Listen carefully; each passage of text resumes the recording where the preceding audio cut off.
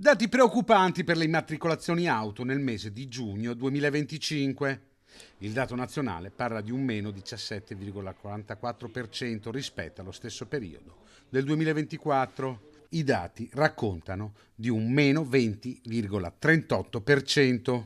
In un quadro così desolante, la provincia di Padova perde ancora di più perché segna un ribasso del 23,68%, che in termini numerici e non solo percentuali significa per la città del Santo un arretramento a 1711 vetture immatricolate a fronte delle 2242 di un anno fa, mentre è tutto sommato in linea con il 24 il dato cumulativo del primo semestre. 10.857 immatricolazioni nel 2025 contro le 11.056 del 2024.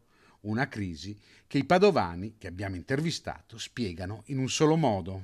Non ci sono soldi, siamo tutti presi a far tornare i conti per il necessario. Beh, non si compra più auto perché sono care, perché la gente se può ne prende una usata e guarda poco alla novità. I prezzi salgono, gli stipendi rimangono più o meno simili e quindi di conseguenza se la macchina inizia a costarti un modello base 30.000 euro non è da tutti. Non c'è una fetta di stipendio da elargire a queste cose, cioè non si riesce più a fare le vacanze, comprare auto, eccetera.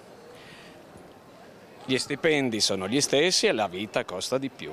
Una delle soluzioni può essere quella di reinserire gli incentivi per la rottamazione delle auto più vecchie. Gli incentivi sarebbero utili.